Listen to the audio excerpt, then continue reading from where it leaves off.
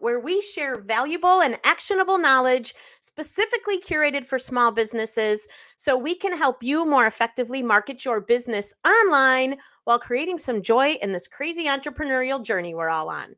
I'm your host, Bobbi Baehne, and today's episode is brought to you by the digital marketing experts at Think Big, Go Local. So we would love to connect with you. So be sure to stay till the end, and we will make sure to share all the best ways you can get in touch. Check out the show notes. We've got some links to connect with us on LinkedIn and other social platforms. And don't be afraid to get involved in the conversation. Drop a comment, a like, share this podcast, subscribe.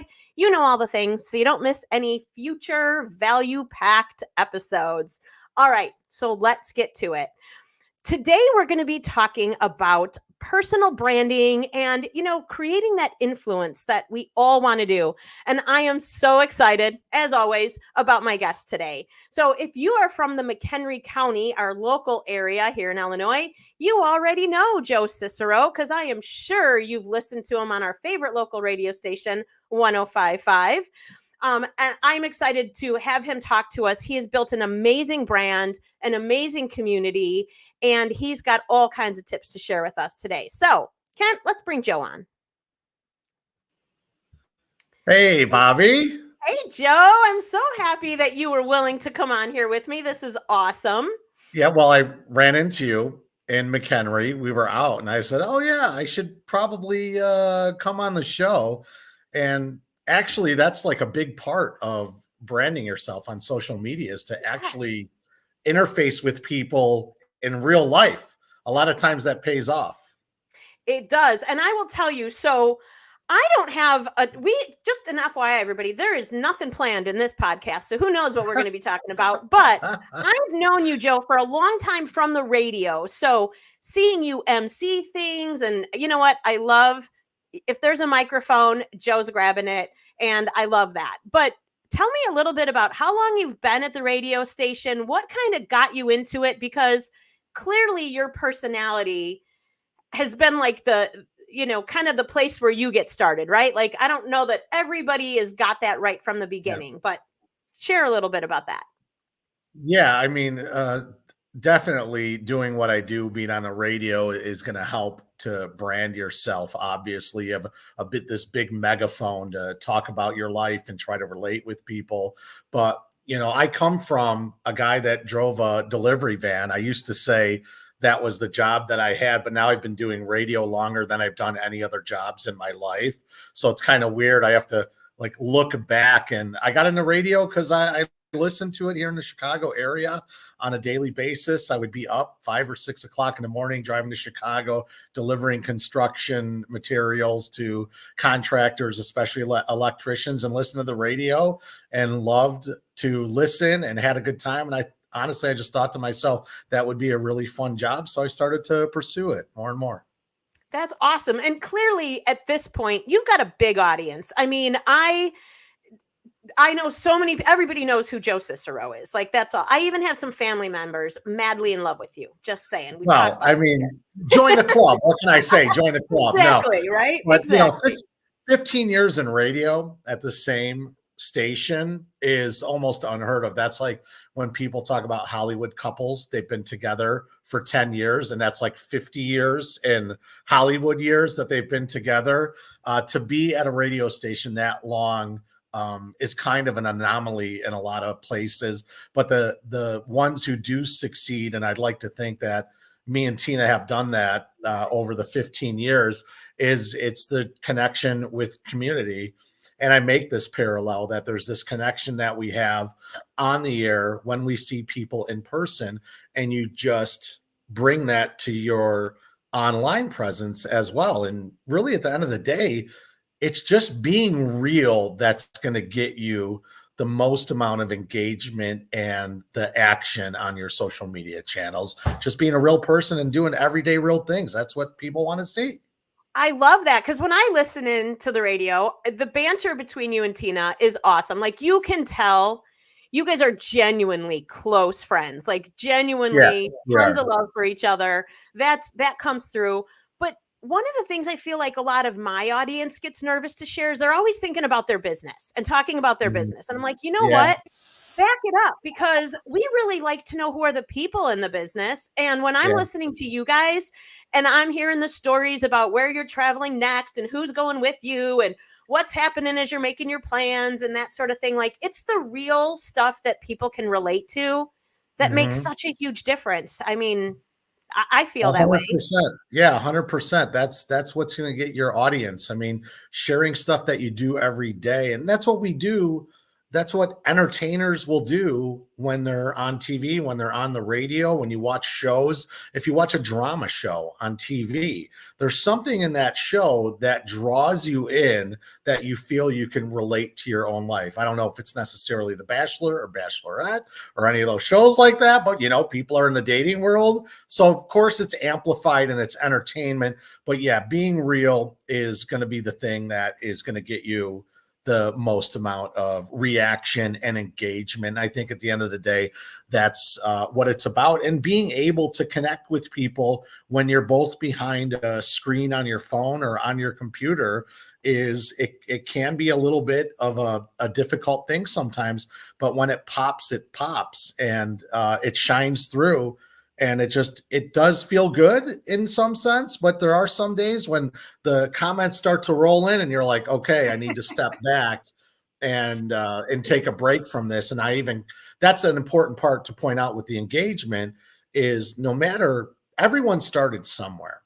So I see some people, they'll have a following and they'll kind of give up on a page, but that's not what you can do. And, I hate to be cliche and say Rome wasn't built in a day, but it's true.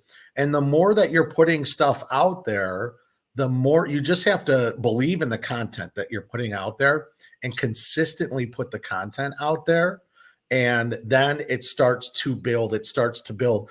There is absolutely, and you know this, Bobbi, better than anyone, there is no magic wand of getting people to follow and interact with you.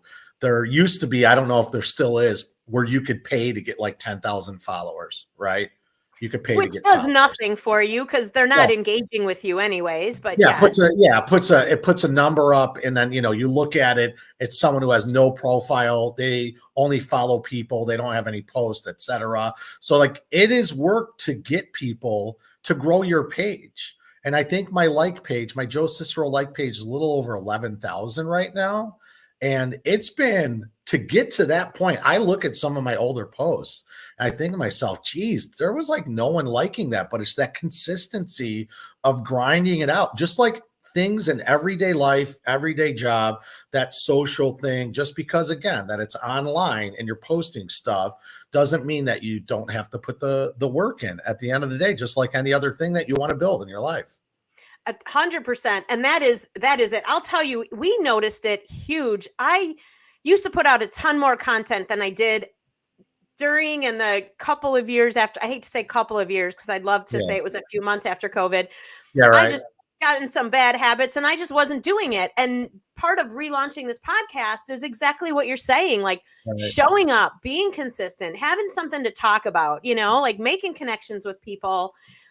If you give it a short-term try and you don't stick with it, I mean, 11,000 followers took you probably the better part of since Facebook launched or whenever you created that page, right? I mean, it's taking, so I'm one of those that I have my personal Facebook that I started, and it has, the 5,000 limit on there. I'm not trying to face brag here, but then for people, that's actually another point.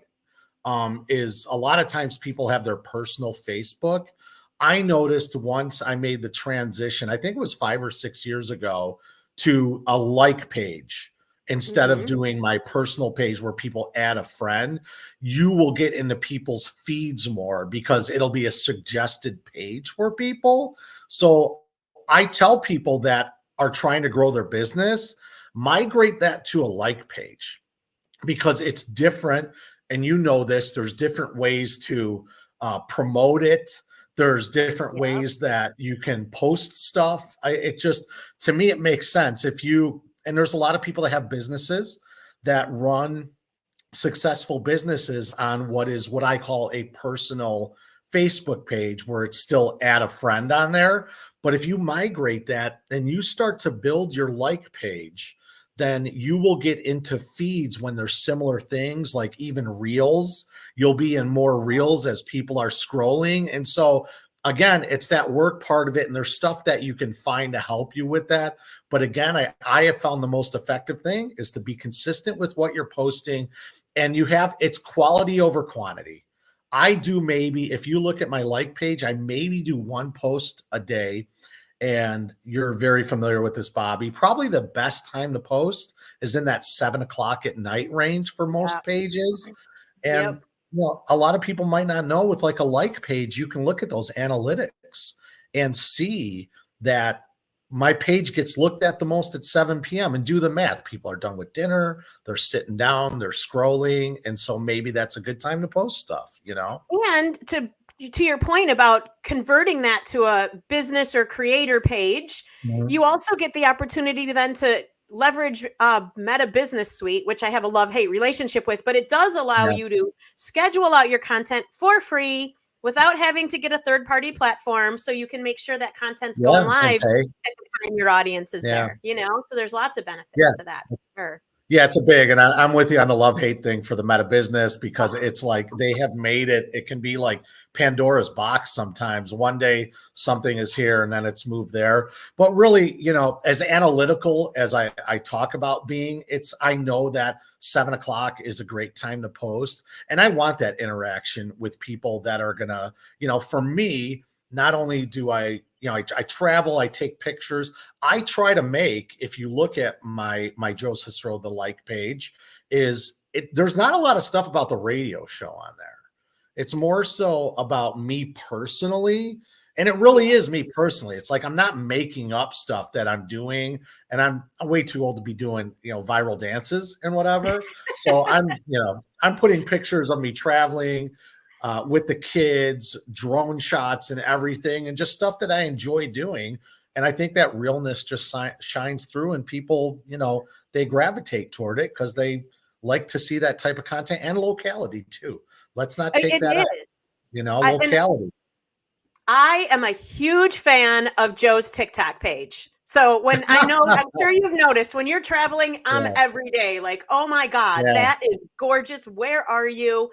And, and it just really, it just, whether you're on the radio or not, it makes this connection for me with who you are as a person that makes me enjoy the radio even more, because I've over time learned all the different interests, and the photography. You do some amazing photography, and when I see that stuff, I feel even more connected. So getting to know stuff people. I talk about. Yeah, it's stuff that I talk about, and again, being real. And I know I've talked a lot about Facebook, but TikTok, Instagram, Snapchat, and that's another thing too, is having your handles be the same too. That's one thing that a lot of times people will have a different handle for all of their stuff, and some people have business cards that have their handles on it. I know sometimes they're not available, but I was so happy because Snapchat a couple 2 or 3 years, however many years ago, they finally made it so you can change your handle on Snapchat, which it sucked because, and Tina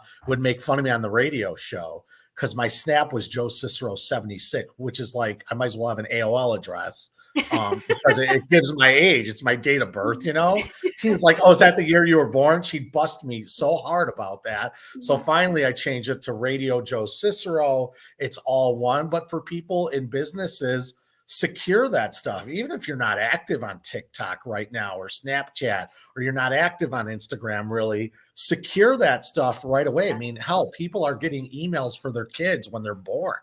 Let me get my kid's first, middle, last name and get it. So lock that stuff up as quick as you can. And that makes a difference. So when you're promoting it, especially in person, I want to touch on that again, is I said, I saw you out and I was like, oh, I should come on the show. I know you talk about, building brands and stuff. So, seeing people in public, a lot of times you are like, what's your handle? And if it's something that is ridiculous, they're not going to remember it. So I'm trying to make it so you have a business, ABC Supply or whatever it is, ABC Supply Inc. You just try to get that. So if you're exchanging information, a lot of times you just give that handle out. Heck, people at this point, I've had people just take my phone and go, here, it's Let me just type my handle in there so you can follow me. But it's that hand to hand that pays off a lot of times too. You have a local business. Don't assume people are going to seek you out. And that's at the core of advertising. Don't open a business and not advertise it. I'm talking about brick and mortar. You're not going to open up a shop downtown and then not let anyone know that you're there. So take that and move it to social and tell people where you're at. How many people, I'm sure you hear this too, because I hear this all the time. Well, that's not going to be where I'm going to get my audience from. Like that's not the kind of business that we have, or we work exclusively with wholesalers or whatever. And I'm like, have you ever heard how many people have a Facebook account? Yeah. You want to leave that? You don't want to leave that. You don't want this river of revenue to go by you. And I'm not actually, what's fun, hold that thought about revenue, but you don't want this revenue to go by you and you go, oh, I don't want that. I don't want that money that's flowing by right there. You got to try to get every avenue you can. But to the earlier point, don't just have something and then have nothing on there. Right. That's like people show up at your address and the lights are off. Okay. Oh, let me check. Are they on Instagram? Oh, they haven't posted in 9 years. Oh, okay. I mean, so you got a curation of your brand is a very important thing. And there's tools out there to do it too. I've had this happen way too frequently lately, where I want to tag someone in a post. Maybe someone asks for a recommendation, or where did you get that, or who do you use? And they either have a Facebook and they've turned off the option for people to tag them, which where I get that for sometimes like government agencies, like sometimes I want to tag the police department and I can't. That's cool. I sort of get some of them, but if you're a business and I can't tag you, guess what? I'm probably just going to go find someone I can tag. If someone's asking me for a recommendation, and if you don't exist at all, it's almost like you actually don't exist at all if you don't have that present. And I mean, I know Google is big and people Google stuff to find addresses and phone numbers. And, on the radio, it used to be businesses would give out their phone number a lot. And there's a shift, obviously, like us on Facebook, follow us on social and give that handle out or give the website out. Obvious, giving the phone number out. Some people are like, oh my God, I got to call somebody. Like, for certain things I could understand it. But yeah, you got to make sure that you're curating your stuff too. And the tags, there's all those settings that they have on there. You can approve stuff at least. And, you got to dig into it. It is, again, I keep going back. It is work. You want to just have fun with it, be personal with it. And I think your following will eventually start to build at some point if you keep up with it, especially for business owners too. I think it's important to have that stamp at all times of what you're doing and what's happening. And don't overthink it. Do not overthink your content, because when you do that, a good friend of mine always used to say analysis paralysis. You're like, I can't. And then, just try to be as natural as possible with it. Or you're thinking about your business instead of thinking about the things that actually connect you to people, like just talking to people about what's going on today instead of what do I have to promote? What do I want people to buy? Which isn't why anyone's there in the first place. They're really there to get to know you. I've seen the Red Bull. You've probably seen this before. Red Bull does not mention Red Bull. Like, look at Red Bull's assets for social media, and they just have cool stuff. I mean, they do awesome stuff. They got people jumping from the stratosphere and whatever else. It's not, what is any of this? I mean, the extreme part of it, Red Bull, right? And they don't talk about buy a Red Bull today. They're never saying that. They never say get a Red Bull today. They're just showing this lifestyle. And so I looked little bit into it after I saw this video while I was scrolling. I was like, dang, man, that is like, think about that for a second. To your point, you're talking about businesses. What should I promote? What should I do? Yes, call to actions. Those are something, it's not something I do because I'm not selling stuff on my page. I'm sell myself, I guess, but I'm not. If you have a call to action, obviously that's an important thing, but don't overthink it and make it like into a commercial a lot, because then that might, people, they see that everywhere. You want to give them, content that's proprietary to you. That's like the number one thing that I'll preach, is that when you put content up, when I put one of my videos or a picture up, I want it to be proprietary to what I'm doing. So nobody else is going to post a video, a drone shot of the mountains in Colorado in that specific place that I was. When you think about how big the internet is these days and how many billions of people are on the internet, for that content not to be duplicated is huge. It's really big. Think about that. Nobody else in the world can post what you are posting. So that gives you that angle, that proprietary property. You're absolutely right. So I got a couple questions for you. Yeah. So, I teach college at Yes. at McHenry County College, and I'm not kidding. I can't tell you, when we start our first class and I ask everybody why they're there, how many of my students are there because they're going to become an influencer and that's how they're going to make their money. Yeah. Which, more power to you. And we all know there's opportunity there, and and there's people making gobs of money doing that. But we already kind of touched on, it's not easy, right? It's definitely not easy. And you've definitely shared some great tips for that. But I would consider at this point, you're definitely an influencer, especially in our community. Yeah. Once you reach that level, because I think everybody thinks it's sunshine and roses getting there and nothing but money that's to be made. Once you get there, what are some of the challenges, frustrations, but even joys that you find managing a community that big? Yeah. The what joys does it actually bring to your life? The joys are so cool when I'm out and I see someone. I have kind of like a photogenic memory. And so somebody will say, "Oh, my name is," and I follow you on your page. And I go and I give their last name. Oh man, I can't remember a first name. They're like, "How did you?" I go, "I remember and you got this profile picture." Now that is huge. So if you're trying to be an influencer, you have people in this class, I keep going back to it. You still have to interface as a human being. You cannot just, because that will build your brand. If people get to know you in person, they might follow you. Then they're going to give you that like. How many times do you scroll? I do it constantly, where you scroll and you don't like people's stuff. You don't give that like out. It's like your online virginity. You're like, I'm not giving that heart out. That's like a big deal. And sometimes I do feel like that. And I'm like, why am I not liking this? I'm sitting here and laughing about it. Give that person the like that they deserve. But to get back to joy is, meeting people. Fundraisers are always just massive. Any kind of community stuff that happens. The drawback, I think, is, sometimes people make snide comments and stuff. But once you build a decent following, people will defend you. First off, I have family members, and I have to tell family members, don't engage a person, please. Because if they see you're related to me, that makes it worse. It's like the kid is like, "Mom, please don't yell at my friend for being a jerk," right?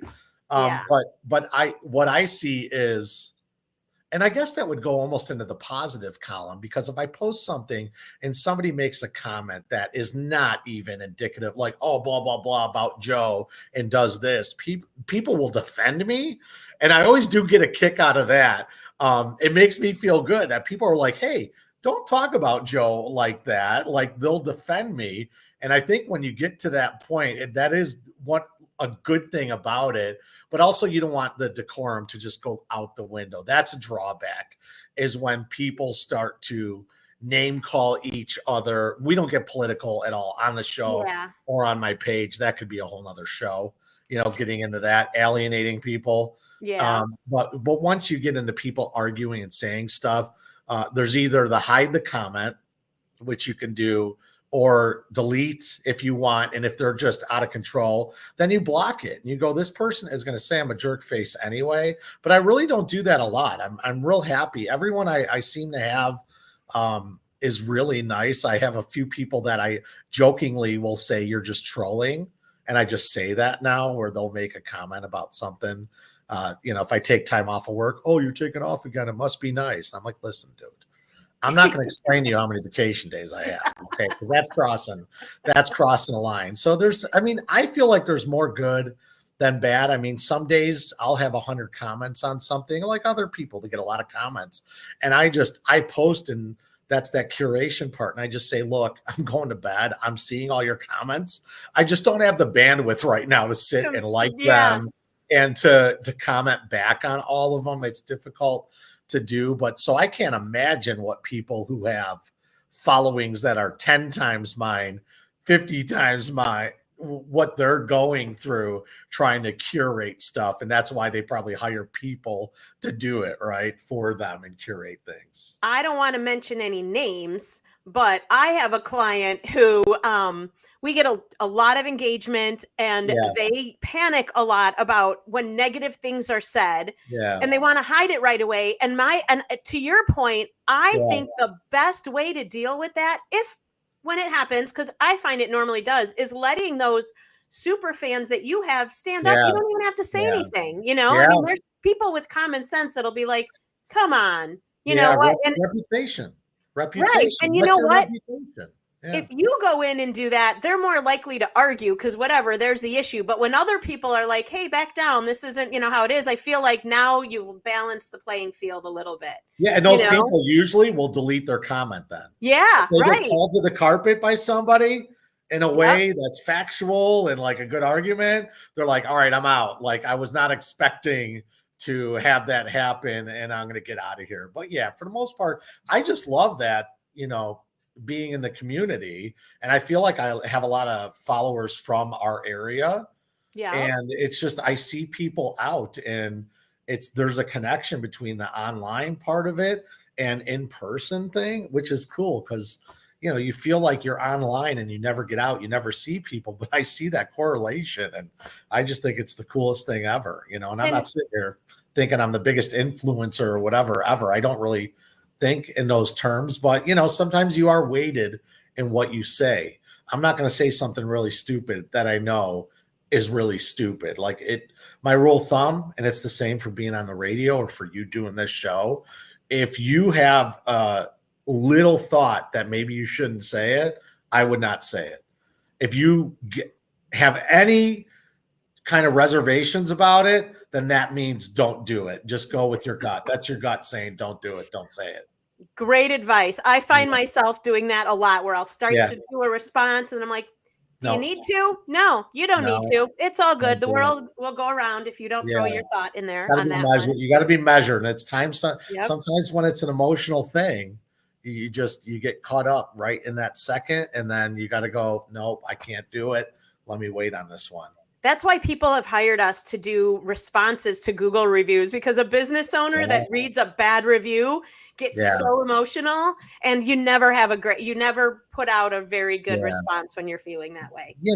And if you have 150 reviews and 147 of them are great, that's the thing. I don't know about you, but like when I go, we were talking about trips and going places, and I told you, I said, read reviews about which one to find that's good.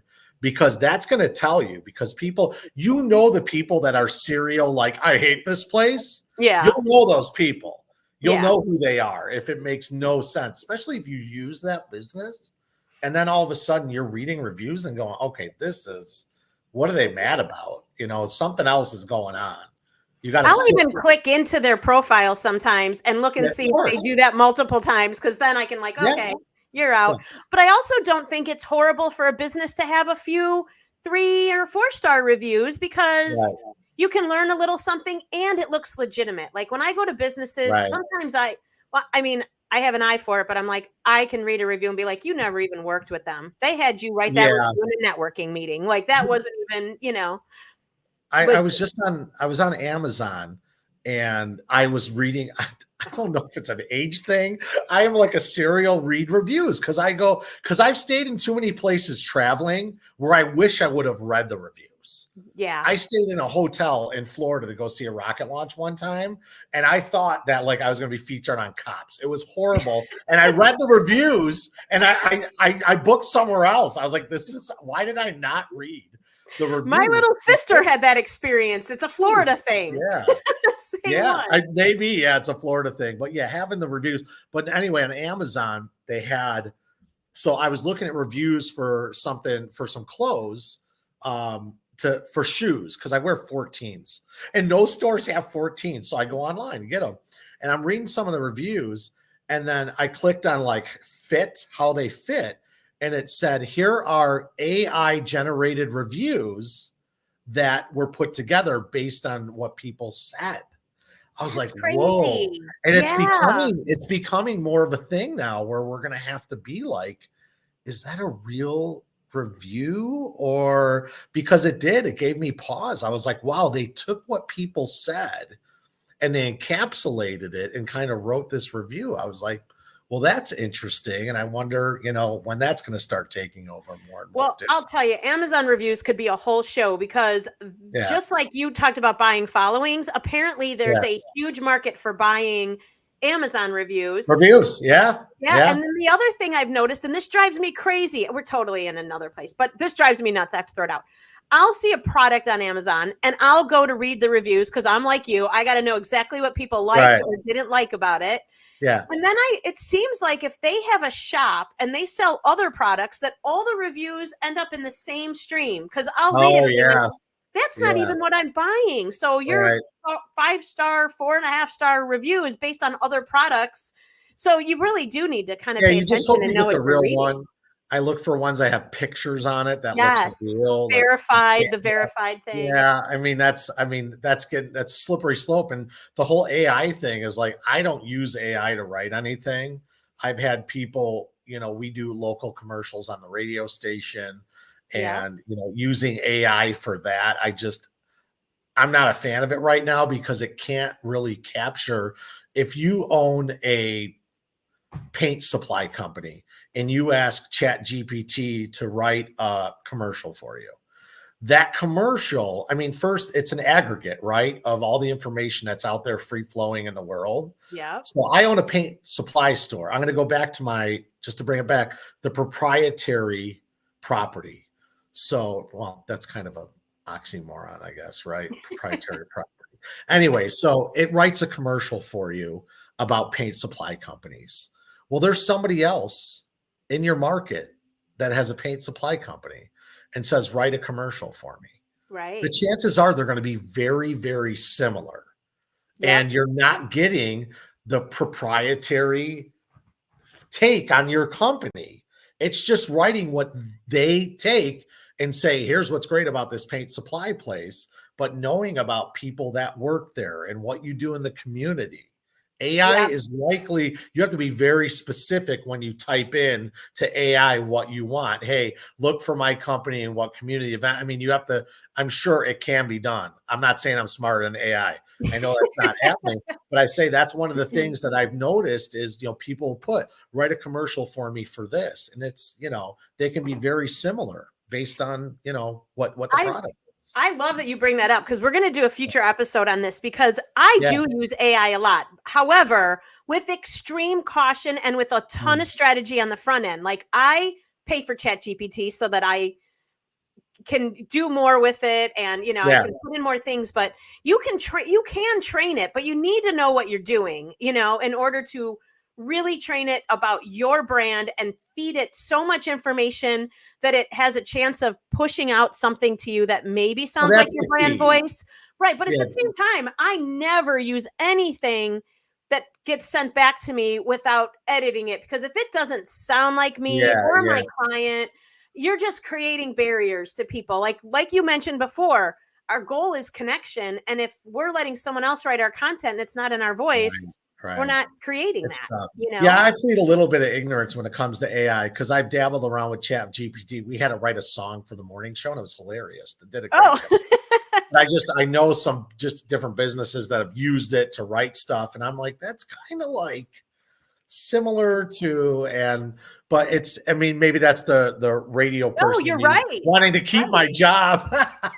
And people want it to be, they want it to be easy. So they're not really learning how to use it, or the fact that you can't, I'll tell you what, you can't trust it either. So that's a big red flag. I've used it for things that later I was like, I used it once. It was so funny.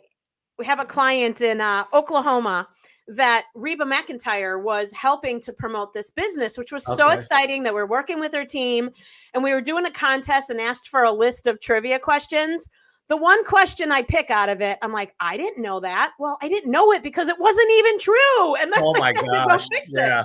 So, like, yeah, so there's lots of caution, It and we still don't want to is be putting anyone out of business it with it. still is kind of the Wild West. I mean, It even social is. media, a lot of the different things on there. But it's for people that have pages and are trying to grow it or grow a business. It's I mean, it's a tool that probably could save them, especially for websites, for creating blogs or creating websites. I can see where AI comes in handy because to curate all of that and do everything. And if you have Chat GPT, like you said, trained, to be able to give you the content that you're looking for.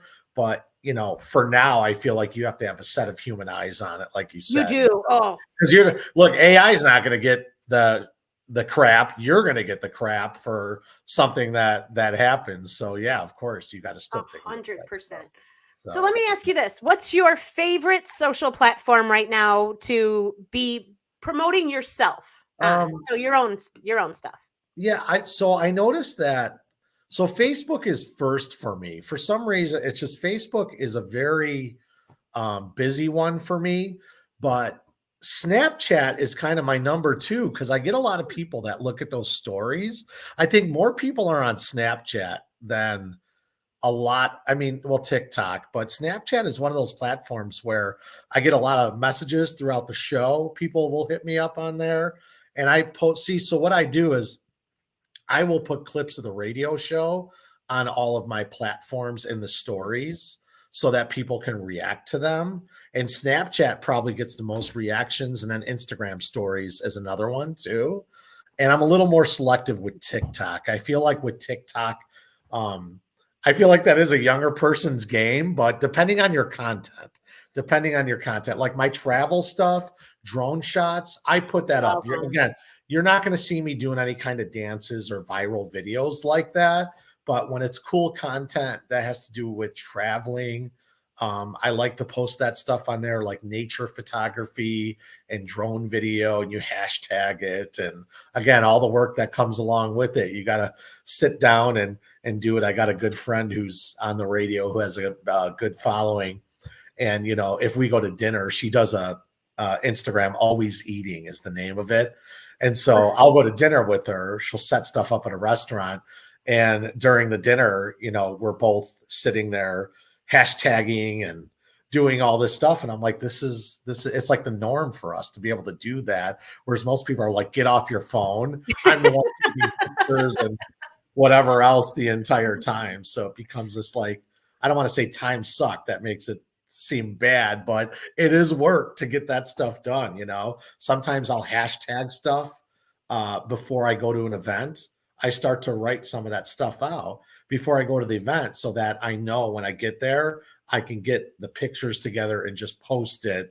And that's some legwork to do, knowing what you're going to be posting and just get something together loosely, even so that if you're doing an event at your business or personally, whatever it is, trying to be an influencer, have that stuff ready so you can copy and paste those hashtags that are trending and just get it in there without sitting there and actually typing it out while you're in the moment. That is such a great tip. Like, I love to do that too. Like, I'll either save that stuff in my phone notes so that Yeah. it's nice and easy to grab, or when I know I'm going to do something in TikTok, I'll go in there, make a draft video that I know I can recreate the video, but then I can have the caption done, the hashtags Yep. in, and Yeah. then just Yeah. go Hit and post. re-record and push it out Yeah. there. So there's lots of ways to make it more efficient. Yeah, but I think Facebook, Snap, Instagram stories, and TikTok. Like I said, I try to put the stuff up there. It's just it takes work. I think I have like 2,000 on TikTok right now, and to me, I feel like that's low. But I don't know. It takes time, and TikTok is a little bit different because I feel like you're getting more people from outside of your local Yeah. area. Mm-hmm. And I've told people that, well, yeah, TikTok is great, but one of your videos could get, I think I average like 400 views on my videos, but all of a sudden I did a video, Taylor Swift at the Super Bowl, Travis Kelce singing, and I got like 8,000 views or whatever it is. And I go, there's just, but it's people, Taylor Swift was in the algorithm. So then I Right. have Absolutely. people, so, you have to take that into account as a local business. You have to take into account, well, it would be great to have 100,000 followers on TikTok, but if only 2,000 are in your local area, you're doing all this work for people that are never going to visit your business and never make you any revenue. So Right. focus on the stuff that's going to get you revenue in your local area. And for me, it's not so much revenue. I like to promote what I do. And if people listen to the show and vice versa, they go back and forth. So at least, people could be fans of the show, or maybe they like the photography or videos that I'm putting out there. I think I made money once on Facebook. So this is great. I went to New York with my oldest son and my cousin Tommy. We went to go see the Sox play the Yankees in the Bronx. And it happened to be in July when the Canadian wildfires were just raging, insane. And it smelled like smoke. Central Park was empty. I got phenomenal pictures and video. So I made like a 1-minute video of what it was to visit New York. And it went viral. I think it's got maybe like 300,000 views, maybe, but which is, on Facebook. And Facebook actually, I got a PayPal from Facebook for like $400. And I was like, this is a scam, right? I've never in my life, I thought it was a scam, Bobbi. I didn't think it was real. I know you have clients probably That's a big check, because we have clients and we'll get maybe $100 a month. So that's a big check. Yeah. So I see this and I'm like, is this real? So I left. I didn't touch it, right? I was like, I'm not doing anything. And then the next month, I got like $380. And I'm like, okay. I'm like, is this real? And I'm Googling stuff. Well, it was real. And now after that was in July, and now I'm down to like $60 a month after all that time. Yeah. But I made like $1,000 on this video of New York, where I just put it up to share with people. And it went viral because it was like the perfect storm. The wildfires were happening. New York City was in the news, so it was trending. And then it got picked up. You have people, they're commenting in different languages. And so I started to comment back to people, because I'm like, hell, if I could keep this going, I could keep getting money. So that really opened up my eyes to, wow, if you get a video that goes viral, you could actually make some money on these. But that's the only thing I've really made any money on. So that's it. So what would you say? I hear this all the time from people like, well, Facebook's just not a thing anymore. Like, all the young people are everywhere else. They're not on Facebook. And I'm always like, it's still growing. And I would say for almost all my clients, it's still the number one place for engagement. Well, I'm looking at my phone real quick, because, you can see the engagement, that the analytics on social media is just great. You can just log on and see what the reach is on a page and see where you're at. I mean, so I'm just looking at my engagement, and so yeah, it says Facebook January 19th to February 15th is 108,000 for my page. And I don't even know. I mean, I assume that's good, but so don't tell me it's dead if you have that engagement going on. It's what you make it. If you're saying it, we all know, TikTok is for kids, Instagram is for millennials, Facebook is for old people, because that's what people tell you. So people tell you, but look, whatever your market is, if your market is for a certain demographic, then maybe one platform is going to work better than the other. But my most engaged is definitely Facebook these days. I'm trying to grow my Instagram a little bit more. That there's an ebb and flow with that. But again, it's the consistency. I'm not trying to get 1 million followers overnight. I'd rather have the quality followers that are going to comment and engage than someone that's going to follow and just kind of look and not do anything. I'd rather have real people in the area, and like for businesses, have people in your area that will be able to do it. Yeah, and be patient, people. It takes time. I Yeah. had someone come to me recently that wants to become an influencer. She's an older woman. It's awesome. I love what she's doing. But I looked at her Instagram and she had like 30,000 followers. Now, no followers really anywhere else, and Right. very little engagement. And I was like, I'm going to be honest with you.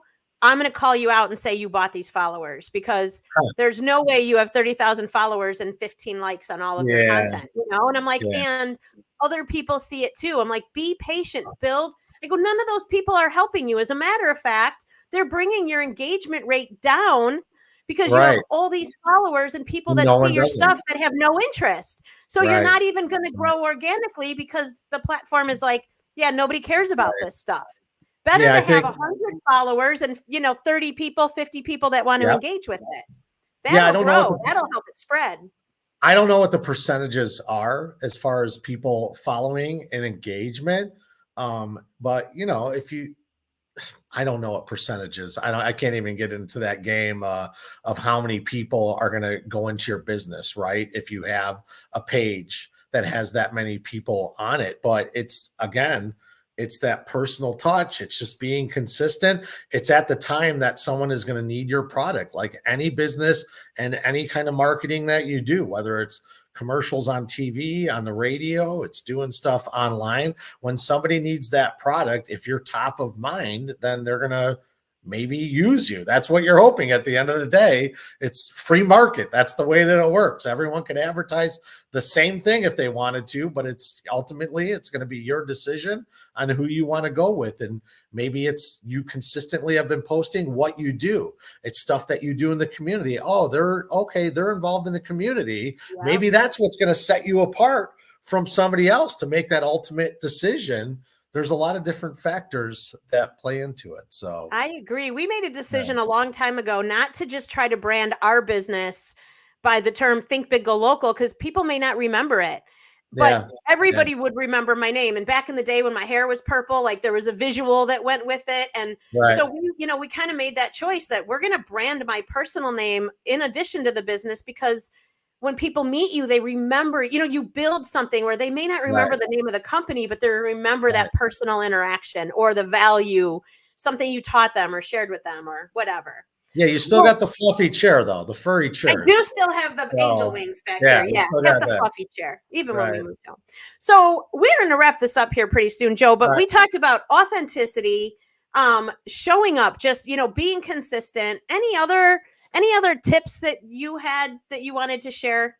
I think just being real, the authenticity that you just said, just being real and interfacing with people. And if you're trying to build and you're trying to be an influencer, it's just funny, that term. I never think of it because I think of people that have, 700,000 followers or whatever. But like you said, in the college class, people want to be influencers. Well, you have to be able to influence people. You have to make a connection with them. That's the most important thing. You can't influence people that are just scrolling by your page. So when you're out and interfacing with people, human interaction, hey, yeah, I'm doing this thing. If you can give me a follow, that would be great. Then you have that personal connection. They can follow you on the page, and maybe they're more apt to engage with you as you start putting some of your content up over time. And what you said earlier, I loved, and I meant to bring it up again, but earlier too, was you talked about remembering people. Like, what are you giving back to the people that are following you? Like that personal mentioning their names or recognizing them when you see them or calling out, something they do. Like, man, one of the highlights of my world was I put out a tweet and Gary Vaynerchuk responded to it. And I was like, oh my God, like the fact that he's still going out there to his followers and, like, what a great idea, or what a great, I mean, that's huge. Yeah. Smart on his part to be able to do that. And, I mean, there's a lot of people that I've met that are in the community. And so, it becomes more than just like, oh, they're on your Facebook or whatever. It's like you're hanging out somewhere and you're hanging with them and talking to them and stuff. And, people still do that. People are still social in real life, not just, and it's called social media.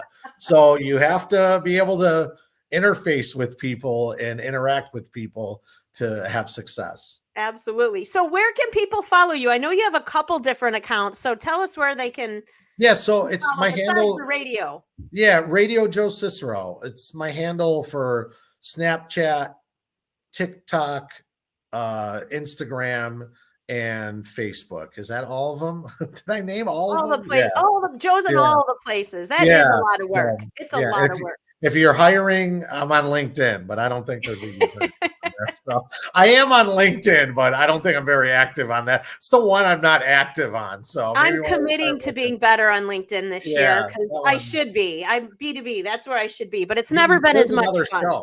There's another show. People that treat LinkedIn like it's their TikTok. Yeah, right, kind of right. like, what happened here? Wait a second. Maybe I want to hire this person doing a country dance to the new Beyonce song. You know? So. All right, Bobbi, thank you. Appreciate it. Awesome. I thank you so much for coming on, Joe. I really appreciate it. And I hope everybody goes and checks them out. Are you going to be anywhere? Do you have anything coming up that you're emceeing or attending that's a big deal?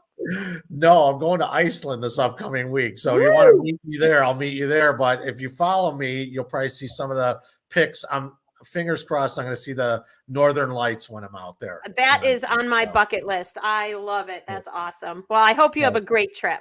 Thanks, Bobbi. Appreciate it. All right. Well, I just want to say thanks to everybody for joining us today. If you have any feedback on this episode or things you want us to talk about in upcoming episodes, drop a comment and let us know. Or if you see me out at a bar and you want to come on the show and you got something to talk about, let me know. Or even if you don't see me at a bar, just drop a comment. That sounds familiar. Yeah. Then let us know and let's have a conversation. So we will be back next week at noon. Watch our Facebook page for the event and who our guests are going to be and what we're going to be talking about. And until then, I hope everybody has a kick-ass weekend and an absolutely badass, productive, and profitable next week, except for Joe, who's not going to be making any money. He's going to be out taking pictures of the Northern Lights. I will be watching because they're going to be amazing. I know it already. Thank you. So awesome. Thanks so much, everybody. Have a great one. We'll see you soon.